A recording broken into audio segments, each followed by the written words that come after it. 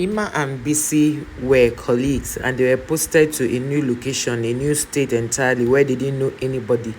And because they just moved into the place, the first thing they would start looking out for is where to eat good food. So they began to ask around, and then people showed them a particular restaurant where they ate. But because they saw people moving to a particular restaurant, they decided to try out their food. It's just like when you move to a new place, the first thing you'll be looking out for is where they sell good food. The next thing is a place of worship for those who are Christians. So they went along, they started looking for, they tasted the food, it was nice. They found out that before you eat in that particular restaurant, it's going to be, it's tug of war. So they were like contemplating whether they should go back to the first, restaurant where they were first introduced to, or to come back to this side. But they were contemplating because the person they introduced them to, that first one, their food is just there. It's for people who don't know the taste of food, like whose taste buds are neither there or here, like they don't mind. But for them who know good food, they prefer to go to the other side where they had large crowd. So they decided to get into, standing on the queues, and the fact they are cooking, if they bring down their food, like let's say by 6 a.m. they would have finished breakfast before 7:15. If you get to their restaurant, they sold out. So it was beginning to, people were beginning to ask questions. What kind of restaurant is this? What kind of food are they selling that people will have to queue up, line up, do all of these things? Is it that they cook more than the whole city? What's going on? People were like, oh, those who used to eat, they will be like, well, you can ask all the questions you want to ask, but all we know is that these people have good food. To the extent that people sat in offices talking about this same restaurant, which looked like a mama put, like in the Nigerian palace, we call it mama put. They had a bacha where they stayed to sell, but it was neatly kept. So they had like all these hot, you see all these Fulani people staying to cook. So it was really beautiful, and nobody will question why people are going, because they were neat. Their food was very yummy, as they explained it in when they were narrating everything. So this colleagues, they were enjoying it. They introduced some of their colleagues to the place. Eating was booming to the point that they moved to a bigger place where it was now like a tent. So they had a lot of cross ventilation where people can just sit down and eat. They had places where you could stay like under the trees to eat. They had local area where if you want to stay there to feel that you are still in the village, all these kind of things, they had it. So while they did all of this, people were coming in.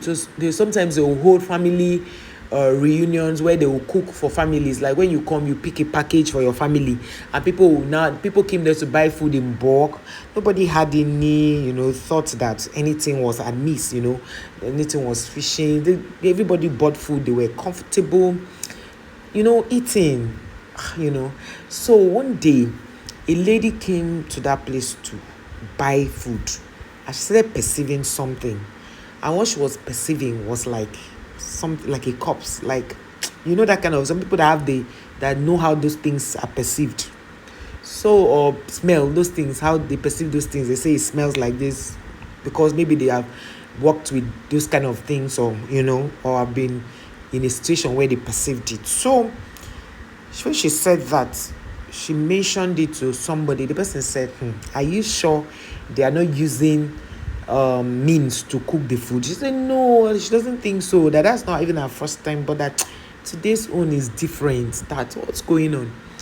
So that was how they decided, okay, that they were going to move to their permanent site, because they've already built a very massive structure where they were going to move to. So everybody was happy they were going to move there, and the only person that was not happy was their chief chef, like the head of, they could, like, well, somebody would say their creative head, where you say this person is a chief chef. Like, she started a business with the owners, like whatever it is they want to do, is the person that they will entrust it to, because they know that the person knows what to do, that kind of stuff, that you trust them to do the business.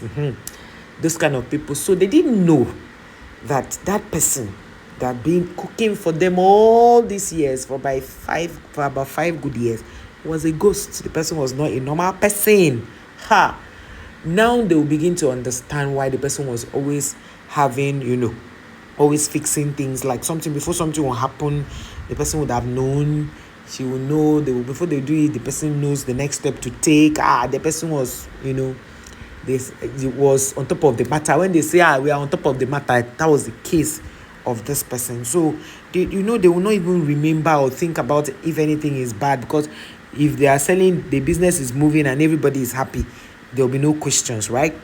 So that was how they did everything. So they're preparing for this thing. So one of the colleagues now came and met her and like, babe, what's going on?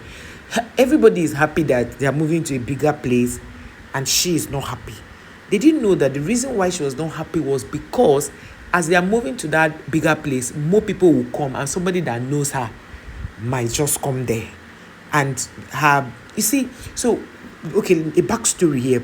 There is a saying that these people that come back as ghosts. The reason they come back is because maybe they've had a dream that they were going to become something, and then when they die, they don't become that thing. They now enter into another body to become that thing in a far place from where they are coming from, and they will definitely change their name to fulfill that, which some people have argued that biblically is not true, is not possible. But like I used to tell people, when we go to heaven, we'll ask all these questions, right? So that all these things are familiar spirits and all. Okay. So yes, they could be familiar spirits, but we should not also rule out that the devil too has his own gimmicks he plays, right? So when they asked, she did not verbalize it to tell them why, but in her mind, that was the reason. Like the fear of somebody might know her, that kind of fear was what was they suspected was running through her mind, because they don't understand why the chief chef will be so afraid. Somebody that's worked there for 5 years, like when everybody is happy, they sewn new uniforms for them. And the funny thing is, each time they take pictures, like how they want to promote a brand, she's either not available, something will just happen, she will report in sick, or she'll be in the toilet or something. They'll come and take pictures, she'll never appear on those pictures. So because she was good and she knew how to cook, there was no problem, like that kind of a thing. So on that fateful day, they went for the opening. They've invited the DJs, everybody was coming, or their old customers, their new customers, the people they've invited with flyers. And that flyer, her face was not there. So they put it up there, and people came, sat down. They waited for this lady. They did not see her. They went in search for her. They did not see her. They sent some people to our house to check, because the house they kept them is not far from the restaurant, so that they could always get up early to cook. They opened her room. They did not see her. They went into the bathroom. They did not see her.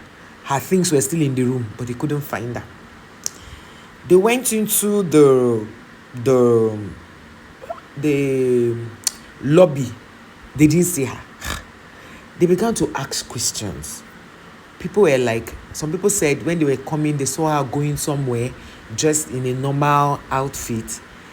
And the story was not adding up, because normally as the chief chef, you're supposed to be there to help in everything. The only thing they saw that she did was to help fix some things a night prior, like a day before that day, so that everything will go on well. But on the day of the event, she was nowhere to be found.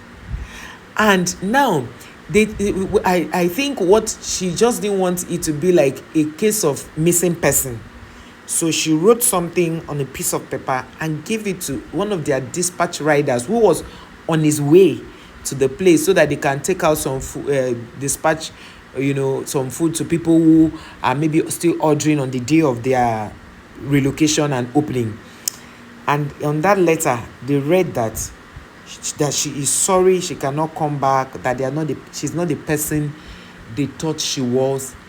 That was how the people who came and sat down, they were asking questions like, how come, where is this lady, why is she not here? And the management had to open up to them to say, the person we thought had worked for us, we are sorry, we never knew this. And some people were like, they can never ever eat there. Some people say no, they will still eat there, because she has gone. Like, she's not the owner of the restaurant. The other people working there, she's not the only one that cooks there. A lot of people, they lost customers, but then again, some other people still stayed, and the restaurant was still ongoing till